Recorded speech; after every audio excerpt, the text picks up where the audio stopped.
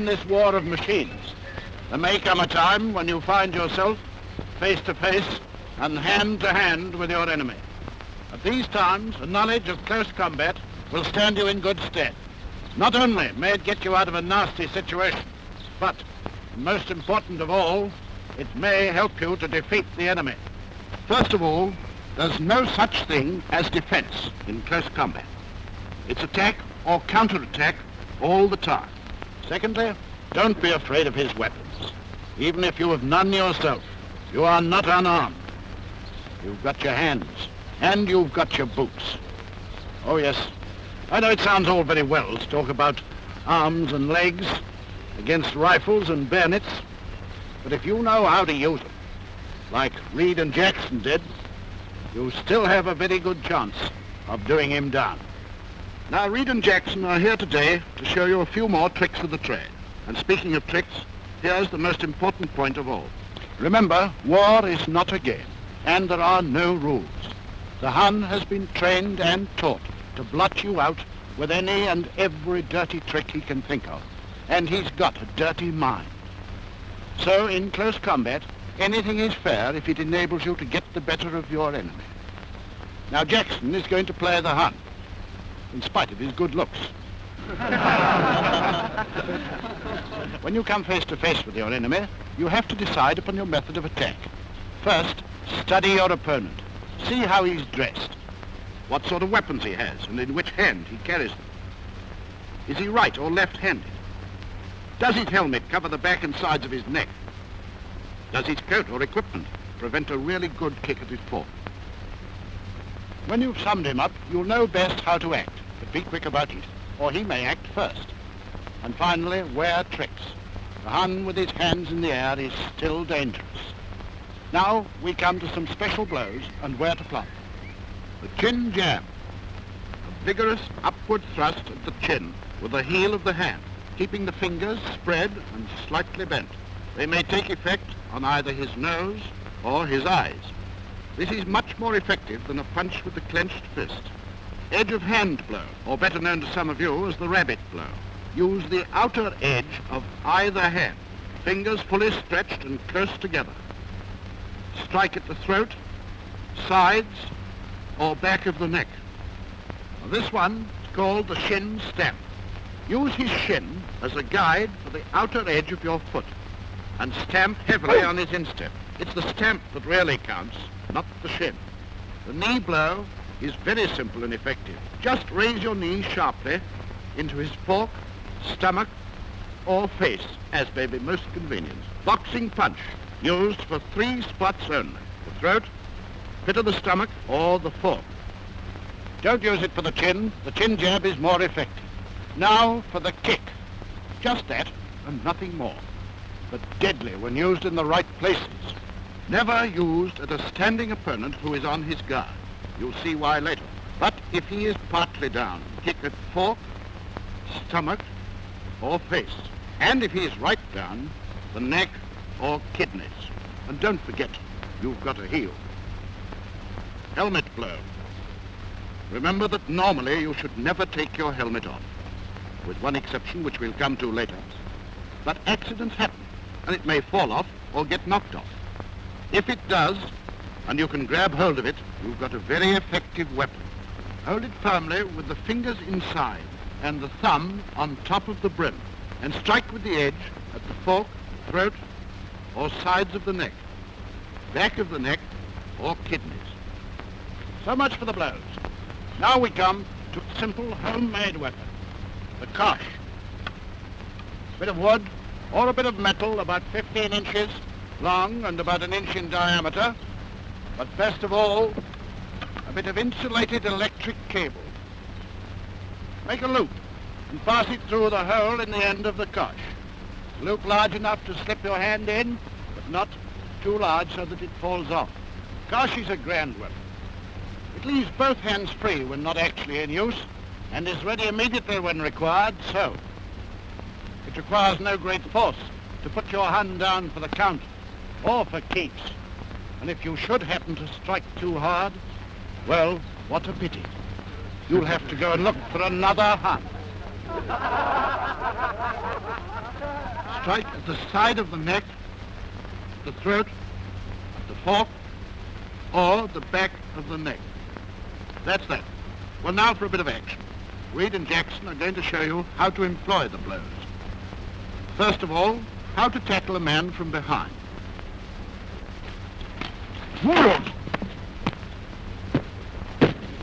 I expect you're wondering how it's done. Well, let's see it in slow time. Creep up silently. Fling one arm round his neck so as to bring your forearm hard into his throat. At the same time, knee him sharply in the backside or back of the legs with the opposite knee. Right arm round, left knee up. As he begins to topple, put your free hand over his mouth to keep him quiet. The moment he's down, strike with any of the blows. Sorry, Jack. A word of caution. You can only hope to approach silently over grass, sand, or a smooth surface. You cannot expect to do it over gravel, debris, or broken ground. If you do make a noise, and your opponent begins to turn, you must go on. A rug attack, the back of his knees. He's bound to go down, and you jump on him and lay him out. Now, what to do when you're attacked? You have no weapon, and the Hun comes at you with a rifle and bayonet. Don't shoot, I'll look at the papers. Don't shoot.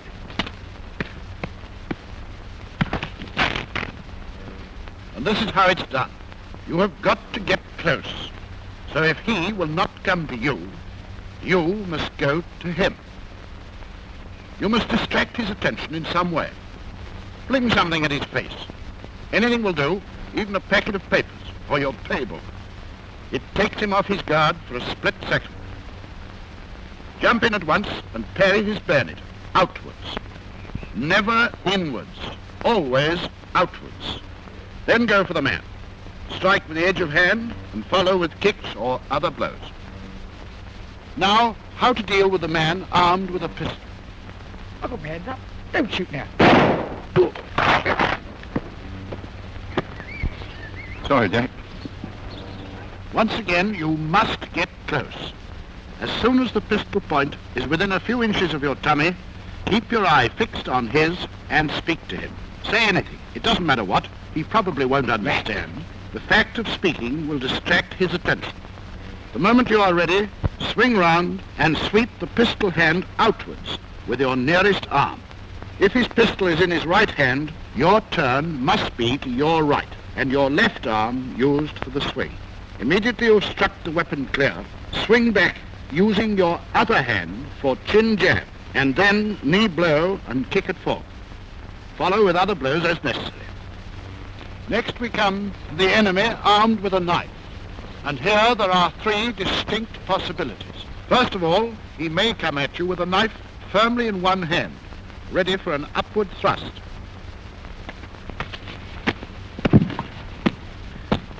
As the hand comes upward in the thrust, meet it with your opposite forearm to break the blow.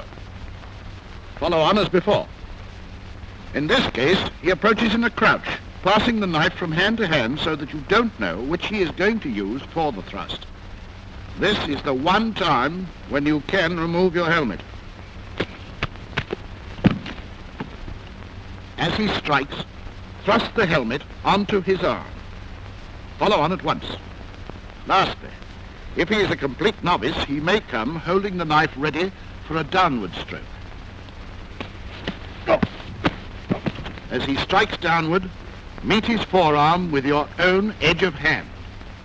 At the same time, punch at tummy or chin jab. Then proceed as usual.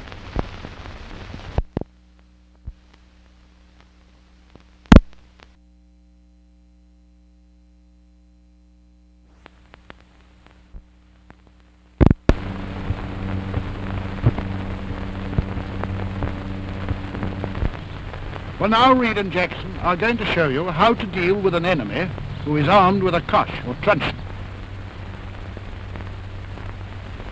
Same as for the man who strikes downward with a knife. Meet his forearm with your own edge of hand. At the same time, punch at tummy, followed by other kicks and blows. You may remember that early on I told you never to kick at a standing opponent who was ready and waiting for you. This will show you why. First of all, a straightforward, violent kick. Oh! Now let's see it in slow time. As he kicks, turn outwards and sweep his leg upwards. The stronger you sweep, the harder he falls. The second type of kick is the one where your opponent, as they say in boxing, telegraphs his intention. Now, in slow time, turn inwards and raise the near foot so that the outer edge of your boot meets his shin. So never kick at a standing enemy. It's too terribly easy to defeat. Just one other case. An enemy may approach and at the last moment think better of it. He must not get away. One on the deck is worth two on the run. Next we come to a few simple releases. First of all, held round the body from behind, outside or inside the arm. And here it is, slowed down. If you're wearing a helmet, jerk your head back sharply in the hope of striking him in the face. At the same time, claim one of his arms firmly with both hands and clasp it tight to your body. While you are doing this, place your corresponding leg, left arm, left leg, backwards, outside your opponent's foot. Keep the grasp on and turn your body sharply away from the backward leg. He's bound to go and you then proceed with the execution. Now, the man who attacks your throat with his forearm. Sorry, Jack. And here's the secret. Grasp his forearm firmly with both hands. At the same time, drop on the corresponding knee. Right arm, right knee. As your knee goes down, bend sharply forwards towards it. He must go either over your back or to one side, and you pounce on him and knock him out. Perhaps he grasps your throat with his hands. If so, grasp one finger of each hand, preferably the little finger. Bend it sharply outwards and upwards.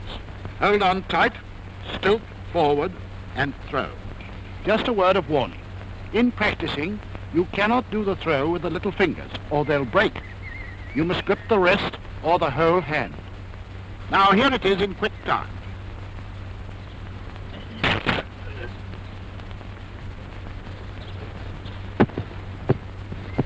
When you've laid the enemy out, if you want to secure him as a prisoner, you should know how to truss him up.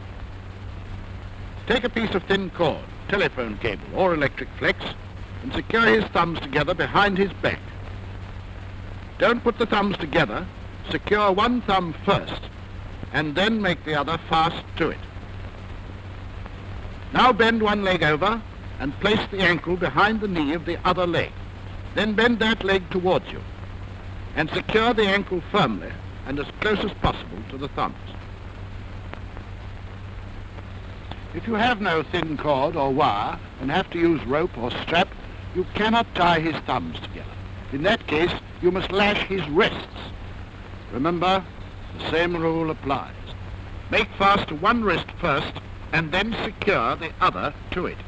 After that, you proceed with the ankles as before. If you still have spare end, take a turn round his neck.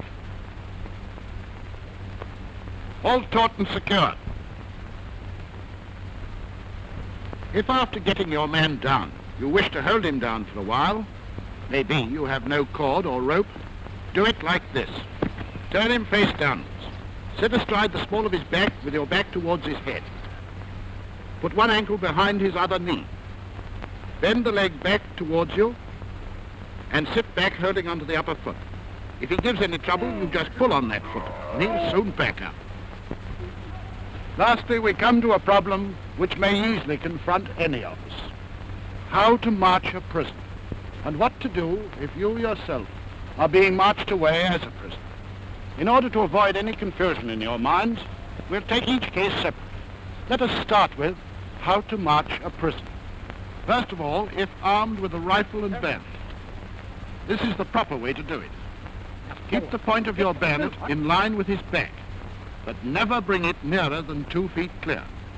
If he won't get on, bring your rifle to the high port and use your boot like this.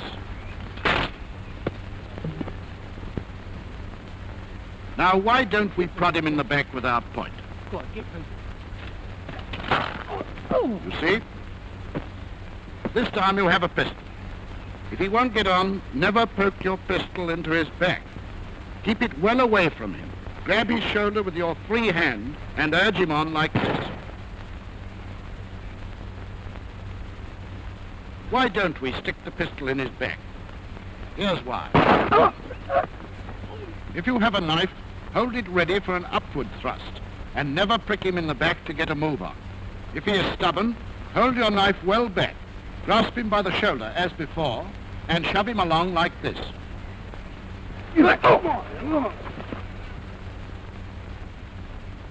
Why don't we prick him on? Here's why. Jackson getting some of his own back now. With the cosh, grab the shoulder as before, and keep the cosh well back, ready for this. If you hold it over his head, this will happen. You will note that in all those cases, the important thing is to keep your weapon ready for immediate use and well clear of the prisoner. Remember that, because now we're going to see what to do if the tables are turned and you are the prisoner. There are two things you must do. You must note very carefully in which hand your enemy is holding his weapon. And secondly, you must make him urge you on with it. Sorry, Jack. The moment you feel the bayonet point at your back, swing round. At the same time, beat your nearer arm downwards to parry the rifle outwards. Follow up with edge of hand blows and kicks. Here's what to do if your enemy has a pistol.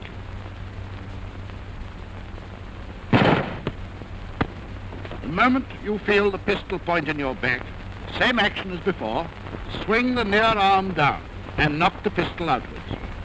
Follow on, as before detailed. With the knife, the same rules apply. This time, see if you can describe the actions for yourselves. Point. Hand. We all know this bit. Learn to do the very simple movements you've just seen until you know them thoroughly and can do them at full speed in full equipment. Practice makes perfect.